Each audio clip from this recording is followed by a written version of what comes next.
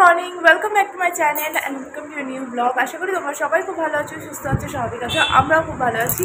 আর আজকে হলো আমাদের দীঘাতে সেকেন্ড ডে, আজকে সানডে।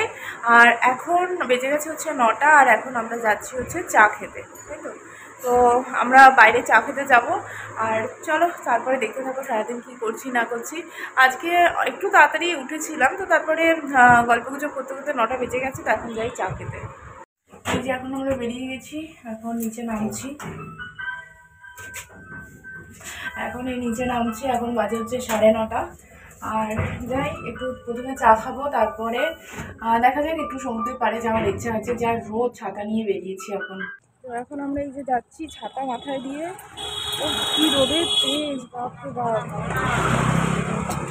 এত রোদ এই সময়। আমরা আগেরবারে এই সময় পুরী গেছিলাম, কিন্তু এত রোদ ছিল না, বলো?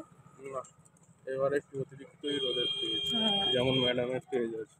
কি করো?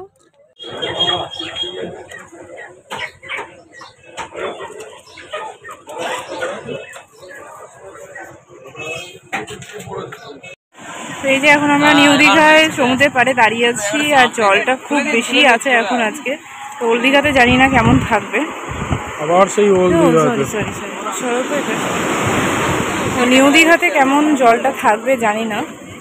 কালকে তো একেবারে পুকুর হয়েছিল। তো নিউ দীঘায় জলটা একটু দূরেই থাকে, আর এখানে একটু কাছাকাছি। এই যে দেখো, উনি পাথরের উপর কেমন বসে পড়েছেন। এই দিল জলের ধাক্কায় যখন পিছনে উল্টাবে না।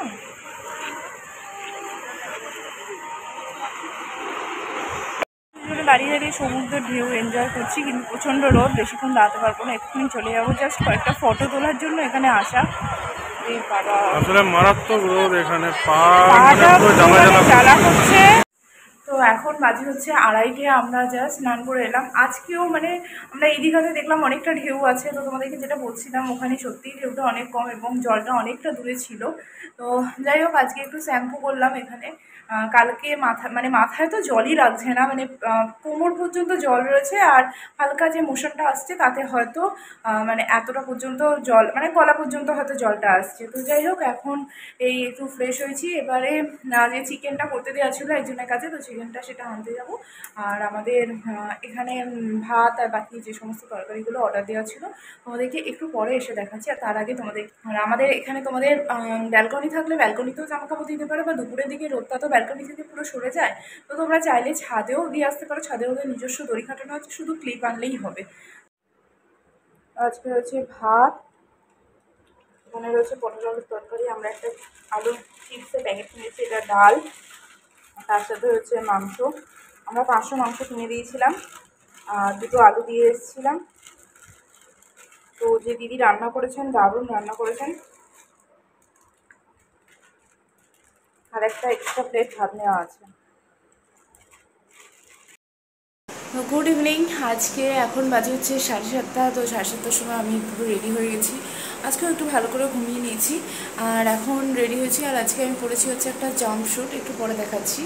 আর তো চলো এখন যাওয়া যাক তাড়াতাড়ি। আজকে 7:30 যে বেশিক্ষণ না থাকা যাবে না, লাস্ট সন্ধ্যে দীঘার মধ্যে। তো কীভাবে যেন দুটো দিন তাড়াতাড়ি পুরো কেটে গেল, এটাই মন খারাপ। কাল সকালবেলা 6টার সময় আমরা এখান থেকে বেরোচ্ছি। তো চলো। তো এটা হচ্ছে হোটেলটা, করিডোরটা। সেদিন তোমাদের কালকে ভিডিওতে করিডোরটা ভালো করে দেখানো হয়নি। সামনে সোজা হচ্ছে ওটা লিফট, আর এখানে এই এতগুলো রুম রয়েছে, আর এখানে রয়েছে সিঁড়ি।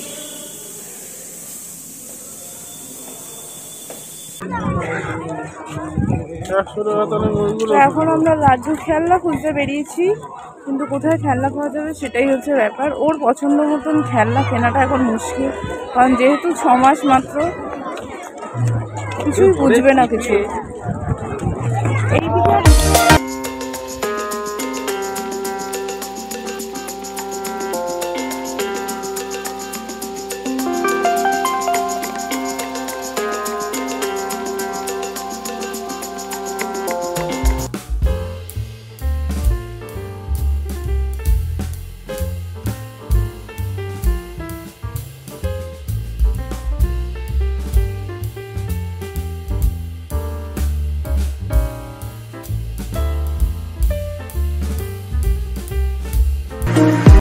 এখন বাজে হচ্ছে 9:30। তো এখন আমরা এই জাস্ট হোটেলে আবার ফিরলাম। তো রুটি আর তরকা কিনে এনেছি, কালকের মতন আর চিলি চিকেনটা নেবো ভেবেছিলাম, কিন্তু আর নিলাম না। কারণ দুপুরবেলা যে আমরা প্রায় দুজনে মিলে 500 মাংস মানে ওকে দিয়ে ওকে দিয়ে এরকমভাবে খেয়েছি, মানে কোনো রকমে আর কি সবটা খেয়েছি। কারণ রাতের জন্য রাখলে যদি খাবারটা নষ্ট হয়ে যায়, সেই কারণে আর রাখতে পারলাম না। আর সেই কারণে এখন আর মাংসটা নিচ্ছি না, কারণ অনেকটা ভোরবেলা বেরোনো আছে, এতটা রাস্তা আবার যেতে হবে বাইকে করে। তো যাই হোক, আমাদের অ্যানিভার্সারি ব্লগটা তোমাদের কেমন লাগলো তোমরা কিন্তু জানিও। আর আর এক হচ্ছে যে তোমরা যারা নতুন চ্যানেলে ভিজিট করছো তারা কিন্তু প্লিজ সাবস্ক্রাইব করে দিয়েছো, আর লাইক শেয়ার কমেন্ট করতে কিন্তু ভুলো না। আজকের মতন ব্লগটা এখানেই শেষ করছি। আবার শুরু হবে বাড়ি থেকে ব্লগ, আবার ডেলি ব্লগে তোমাদের সাথে দেখা হচ্ছে। টাটা।